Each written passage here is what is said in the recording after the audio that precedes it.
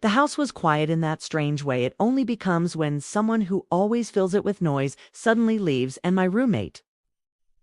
Tess had taken a long overdue solo trip to Europe, leaving behind her 20-year-old son Liam, who was supposed to stay just a couple nights before heading back to college, but one night turned into two, and then into three, and before I knew it, he was still there in the house we had called ours for over 3 years.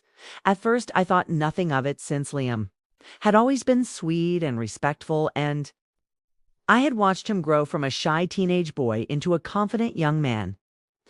He arrived with a suitcase slung over one shoulder and an apologetic smile, saying, "Mom said it'd be fine if I stayed here a bit. While she's gone, I don't want to be at Dad's place right now." Of course, I told him that was for Nye. Didn't think twice. Des and I were more like sisters than roommates, and I had known Liam since he was 15, lanky and awkward with a mop of dark hair always too long over his eyes.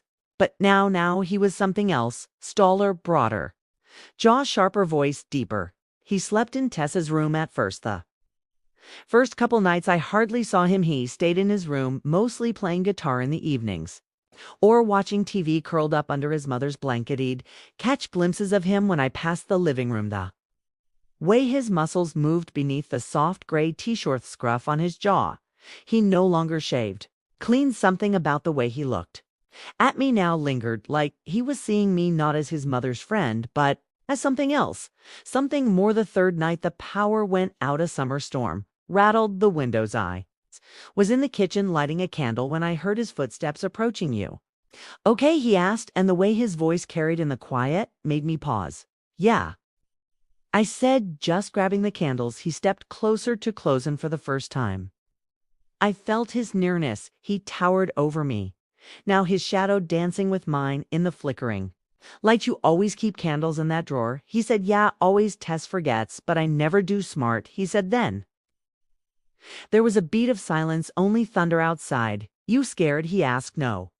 Lied. He must have seen it, because he stepped forward and gently put his hand on the small of my back, just for a second, barely there, but enough. That night I lay in bed listening to the rain. Sleep didn't come. I kept thinking about that touch, about the way he'd looked at me in the dark, the way he'd said smart, like he saw something in me Tess never did. Somewhere around 2 a.m.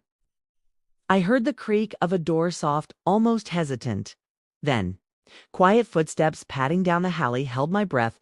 Then I heard it's the lightest knock on my door. I didn't answer. I just stayed still, frozen, until I heard the click of the doorknob turning, and then he was inside. Barefoot, shirtless, eyes half-lidded with sleep, or maybe something else. "Can sleep," he said, and his voice was low, nearly a whisper. "Storm's loud." My breath caught. I couldn't think of a reason to say no, so I shifted, lifted the blanket. He didn't ask. He just came in. He lay on the far side, his body warm under the sheet. For a while we didn't speak. We just listened to the rain, his breathing steady, mine anything but. Then his hand brushed against mine, accidental maybe, until it stayed there, and slowly he turned, and so did I. In the dark I could barely see his face, but I felt everything: his hand cupping my cheek, his breath brushing my lips, his eyes searching mine. Then he kissed my mitt. Wasn't soft, it wasn't tentative, was everything we had both been holding. Recall the tension from the past few days. The would-have kissed me like he had been wanting to for longer than he should have. On I kissed him, but Kai didn't care. Didn't think. I just felt his hands move down my spine, pulled me closer, and I melted into him, his skin against mine, his mouth tracing fire down my neck, his voice saying my name like a secret. Over and over. We didn't sleep.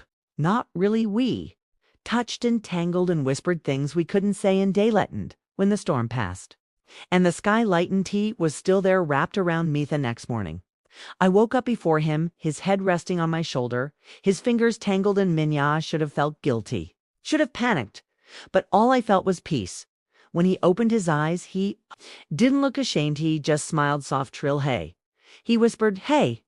I whispered back. "We didn't talk about Tez. We didn't talk about right or wrong. We just lay there." That day passed in a haze. We avoided the subject, but the touches continued, the glances, the brush of his fingers when he handed me coffee, the way he stood behind me at the sink close to close that night.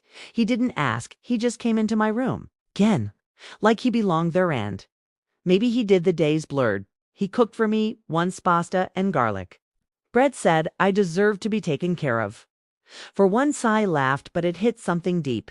He watched me like he saw every piece of me. Not just the woman who lived with his mother, but the one who read poetry late at night, who danced barefoot in the kitchen when no one was watching, who kept her heart guarded in till him. One night we sat on the couch watching an old movie. He pulled a blanket over us, his arms slid behind me. Leaned into him and he kissed the top of my head, slow, intentional. He said, "Dave, wanted you." For a long time I didn't respond. Not with words. I just turned and kissed him again. But the days ticked by and the return of Tess loomed. I started counting them, the hours we had left. The mornings I woke with him beside Mitha, nights he whispered promises into my hair. Part of me wished time would freeze, that we could stay in this suspended dream. The day before Tess was due home, he didn't come to my room. I lay awake staring at the door, but it stayed closed. I told myself it was better this Wakelin or Sappher, but it didn't feel that way. Morning came. I found him in the kitchen making eggs. He looked tired, distant. We didn't speak much. I went to work early, left before I could change my mind and tell him not to go. When I came home, his things were gone. Tess's room was clean, his cologne lingered in the air, but he was gone. That night was the loneliest I'd felt in years. Tess returned the next day, all smiles and stories. She never suspected, never asked, but she did. Salium told me to thank you, said he felt safe here, said you made the place feel like home. Weeks past, life returned to normal almost, but my room felt colder, my bed emptier, my body still remembered my skin still ached for his touch. Then, one evening, the sun set gold over the balcony. There was a Nakai. Opened the door, and there he was, no suitcase, just him looking at me the same way he did that first night in the candlelight. Hey, he said, I missed you. And in that moment, I didn't think, I didn't speak. I just reached for him, because some stories don't end with storm, some begin with demand. Maybe, just maybe, he didn't slip into my bed by accident. Maybe he belonged there all along.